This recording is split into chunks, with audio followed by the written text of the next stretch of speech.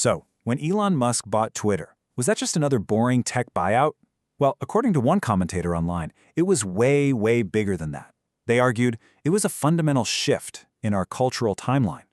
Today, we're going to break down that exact argument piece by piece. And there it is. That's the core claim right there. Not just a minor change, but a timeline shift. I mean, that's a seriously dramatic thing to say. So to really get what they mean, we first have to rewind and see the world through their eyes before this whole thing happened.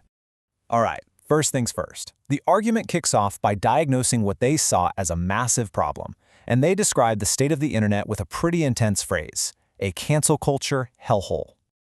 Now, this is the bedrock for the entire argument. The whole thing rests on this idea that online conversation wasn't just messy, it was completely broken. A system where, as they saw it, one single ideology had total control and would just crush anyone who disagreed.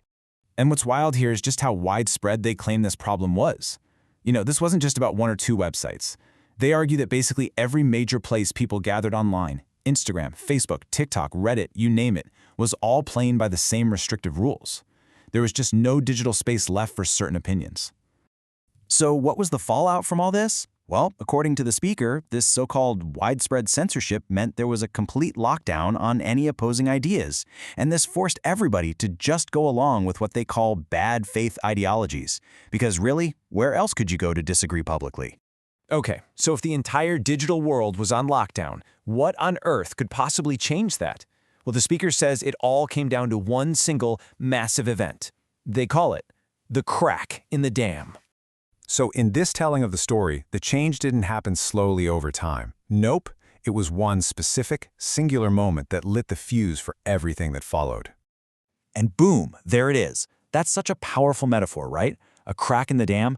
It frames the Twitter deal as something way more than just a business move. It was the first break in this huge wall that was supposedly holding back a flood of free expression.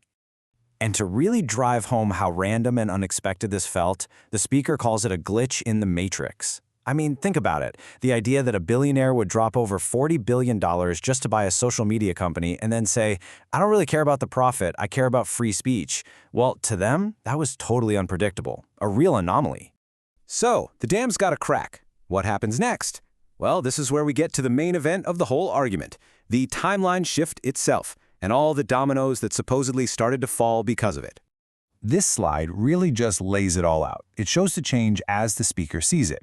On the left, you've got the before times, where they claim you just couldn't disagree. And on the right, the after. A world where that pressure to just play along is suddenly gone. For them, the actual rules of the game changed, like overnight. And here's a really key part of the argument. This wasn't just about Twitter. The claim is that the second Twitter changed, it set off a chain reaction. All this cultural pressure that had been building for years was suddenly released. And they say you could feel that release across the entire internet. Okay, so this is all kind of a big, abstract idea, right? So to make it more real, the speaker brings it right down to a personal level, connecting this huge cultural shift to their own life and their own work. And there's the personal proof, right there. The speaker is basically saying that the stuff they talk about on their streams today, well, if they had tried that just a few years ago, it would have been an instant, permanent ban. No questions asked.